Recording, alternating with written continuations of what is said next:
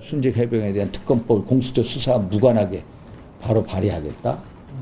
이것은 대통령과 의도적으로 각을 세우겠다는 것으로밖에 안 들립니다.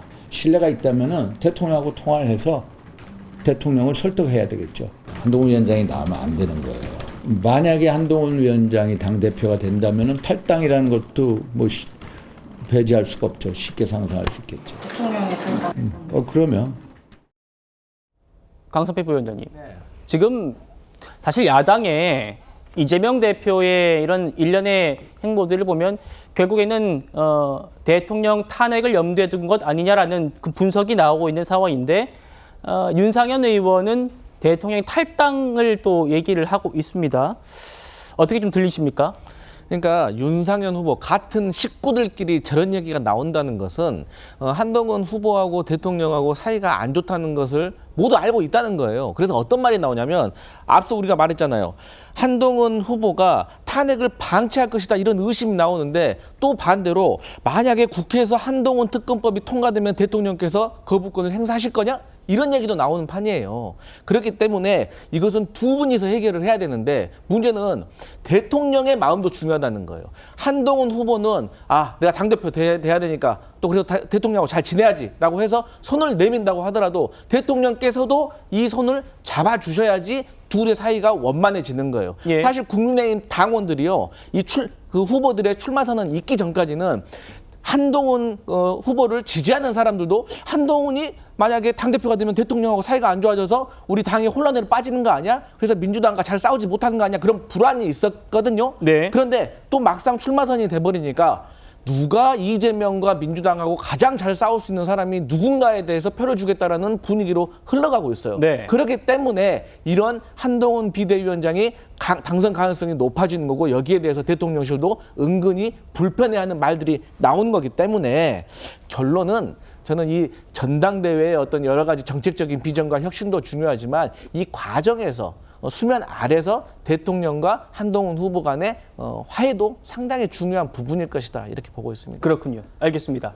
자, 이제까지는 대통령실도 마찬가지고 친윤계가 익명으로 한동훈 후보를 공격했다면 이제는 실명을 공개하면서 나서는 모습입니다. 대통령의 수석비서관 출신이죠. 강승규 의원 그리고 또 대표적인 친윤계로 분류되는 유상범 의원 목소리도 이어서 한번 들어보시겠습니다. 이제 그 그림자에서 벗어나는 모습을 보여줘야 된다. 차별성을 주는 모습을 가져야 된다고 하는 차원에서 아마 이 특검법에 대해서 입장을 당과는 전혀 다른 형태로 표시를 한 게 아닌가. 당과 정부는 여당과 정부는 원팀이다. 이런 부분이 자꾸 강조됐으면 좋겠습니다. 그런 바람을 갖고 있습니다. 그런 발언과는 달리 한 전 위원장은요. 당대표 출마를 선언하면서 해병대원 특검법에 대한 입장을 밝혔습니다. 저도 그 부분은 좀 의아해했습니다. 자칫 한동훈 위원장이 이제 그래도 정치적으로는 신인이고도 젊은 입장에서 뭔가 해법을 가지고 하려는 노력들이 민주당의 또 공격의 소재로 되고 그런 부분에 빠지는 거 아니냐는. 자, 그러니까 한동훈은 정치 신인이라서 내놓는 해법들이 민주당의 공격 소재가 된다. 지금 내놓고 있는 해병대원 특검 카드도 대통령의 그림자를 벗어나려는 의도적인 전략이다. 이런 얘기입니다. 친윤계의 핵심 의원, 여기는 또 익명으로 돼 있네요. 세계일보와 통화해서 이런 얘기를 하고 있습니다. 당론으로 반대했는데, 그러니까 지금 해병대원 특검법은 당론으로 반대됐죠. 대통령도 거부권 행사했고요. 당대표를 하겠다는 사람이 특검을 공언하면은 당내 갈등을 야기하겠다는 것이냐. 독선적이고 독단적이다. 이런 얘기가 있고요. 또 다른 친윤계 의원은요. 자기 생각만 옳고 당내 수많은 당원은 바보냐. 당대표가 된다면 상의하겠다고 해야지. 당대표가 무슨 왕인가? 라는 얘기를 했다는 게 지금 보도가 되고 있습니다. 화자는 친윤계 핵심 의원이라고 하네요. 여기에 대해서 한동훈 위원장 얘기 한번 들어보시겠습니다.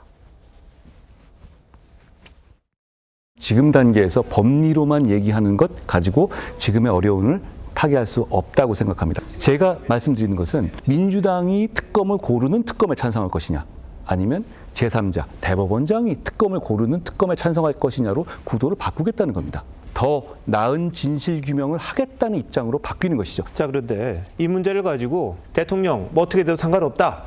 뭐 일부에서는 뭐 탄핵까지 하려는 거냐 이런 이야기가 나오지 않습니까? 지켜야 하고 그걸 지키는 방법으로서 저는 이래야 한다고 생각합니다. 자, 구자랑 변호사님, 한동훈 후보는 내가 해병대원 특검법을 얘기한 건 윤석열 정부를 지키기 위한 방법이다. 이렇게 답을 하고 있습니다. 어떻게 좀 보완 설명 주시겠어요? 저도 그 말에 동의를 하고 마지막 말에 방점이 찍혀 있다라고 네. 생각이 되는데 윤 정부를 지켜야 하고 그 지키기 위한 방법으로서 방법론에서 차이가 있을 뿐인데 정확하지 않은 말로 갈등을 초래하는 그 친윤계 익명의 발언이 부적절하다 이렇게 생각하는데 특검을 반대한다, 특검을 찬성한다라고 하기에 그 특검의 내용이 전혀 달라요. 민주당 안이 있고 한동훈 대안이 있고 그리고 원래 우리가 익히 알던 특검의 그냥 기본 줄기가 있거든요.